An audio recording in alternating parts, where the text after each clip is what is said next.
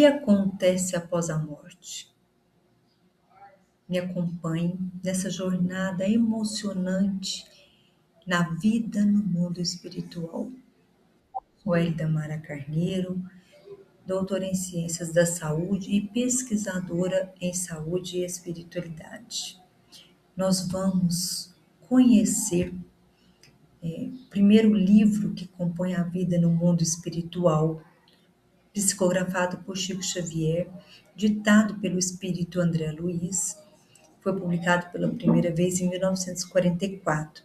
Este é um projeto em parceria com o Projeto Imagem de Américo Sucena, esclarecendo que as cenas, as imagens dos slides não são reais ou mediúnicas, mas refletem a imagem que o desenhista tem da descrição do livro. O livro inicia com André Luiz relatando que ele perdera após a morte a noção de espaço e de tempo, mas ele estava consciente, ele sabia que não pertencia mais ao mundo dos vivos.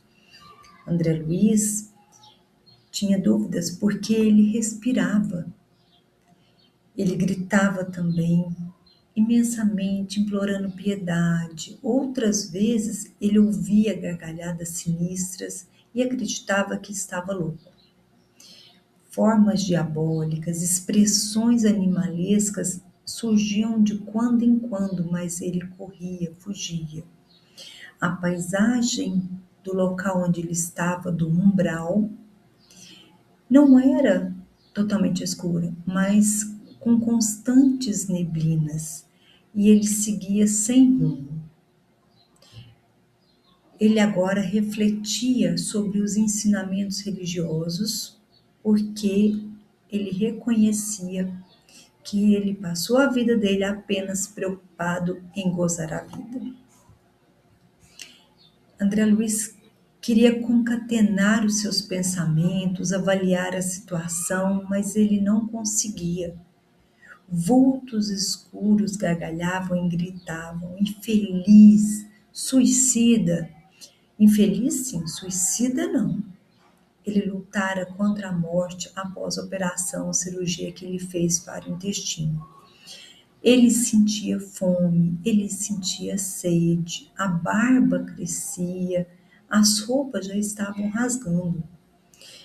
Ele devorava folhas, mesmo que desconhecidas, e ele bebia águas que eram de nascentes turvas, de tanto que a sede e a fome o incomodavam. Mas a quem recorrer? Foi quando ele recordou que deveria existir um autor da vida. Ele detestara as religiões enquanto ele estava aqui no mundo, na Terra, mas agora ele sentia necessidade de reconforto e sem nenhuma energia mais para andar, já colado ao solo, sem forças, apenas adquiriu forças para ele orar, fazer uma prece ao Supremo, ao Criador da vida, ao Criador da natureza. E foi tão emocionante essa oração que foi acompanhada de uma torrente de lágrimas. Nesse instante, a neblina desaparece da sua frente e ele consegue visualizar um velhinho simpático. Fixou os olhos nele e lhe disse: coragem, meu filho, o Senhor não te desampara. Informou ainda que ele era apenas seu irmão e que se chamava Clarencio. Em seguida, ordenou que os dois ajudantes deitassem a maca e o tirassem dali. Logo, Clarencio, que apoiava um cajado luminoso, deteve-se à frente de uma grande porta encravada em altos muros. Tateou, tateou, até que na muralha a porta abriu. André Luiz foi recolhido em um leito do hospital e depois perguntou se ele estava, onde que ele estava. E foi respondido que ele estava numa esfera espiritual que era vizinha da Terra. Tomou sopa, água fresca, sentiu-se renovado Em seguida, ouviu uma suave melodia e quis saber de onde vinha. O enfermeiro então o levou a um enorme salão, onde tinha uma tela gigantesca e um velhinho com coroa de luz fazia uma oração. Então ele estava com a atitude fixada ao alto e André Luiz acompanha. Terminada a oração, ele regressa ao aposento acompanhado pelo enfermeiro, mas não era mais o doente grave de horas atrás. A primeira prece coletiva de nosso lar transformara André Luiz e ele voltara a ter esperanças. No dia imediato, sentia-se outro, renovado, apesar de que ele mantinha saudades da família. Logo cedo ele recebera a visita de Clarencio, que veio acompanhado de um médico espiritual, o Dr. Henrique de Luna. E o médico espiritual o examinou, e após as apresentações, Dr. Henrique lamenta que André Luiz tenha vindo pelo suicídio. E André Luiz reclama: não, eu lutei 40 dias na casa de saúde, lutei após 2 cirurgias para o intestino, lutei para vencer a morte. Mas o médico espiritual lhe explica: todo o aparelho gástrico foi destruído com os excessos de alimentação e bebidas alcoólicas. No intestino, o câncer foi desenvolvido por causa da sífilis e do modo como você lidava com os semelhantes. E essa forma como você os tratava devorou suas energias. André Luiz, que havia sido médico enquanto ele estava encarnado aqui na Terra, agora avalia que estava diante de um outro sistema de faltas cometidas. Não imaginava que episódios simples repercutiriam, mas sem tribunais, sem tortura, sem abismos infernais. Apenas benfeitores sorridentes que comentavam as suas fraquezas, como que cuidasse de crianças. Para animá-lo, Clarencio lhe disse para aproveitar a bênção do remorso, porque a maioria dos espíritos perambulou como André Luiz pelo umbral.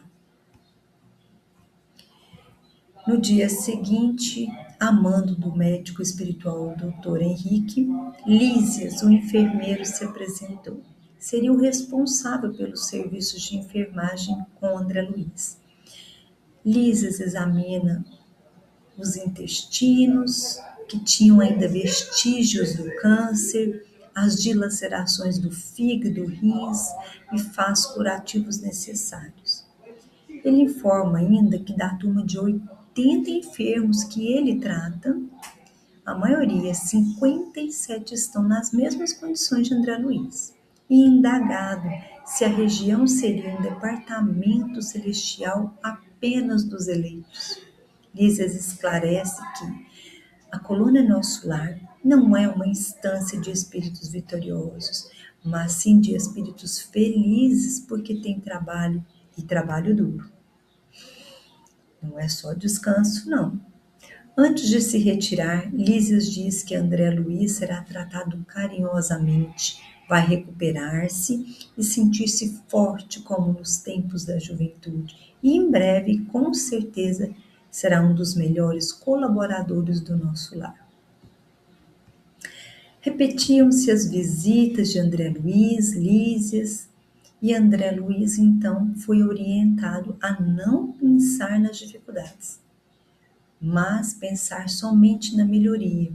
Quando ele recordava o passado difícil, ele sentia angústia, mágoa. Certa feita, André Luiz foi conversar com Lísias e reclamar. Por que os meus parentes ou amigos que partiram antes de mim não vêm me visitar? Lísias esclareceu que a sua mãe intercedeu por ele sempre.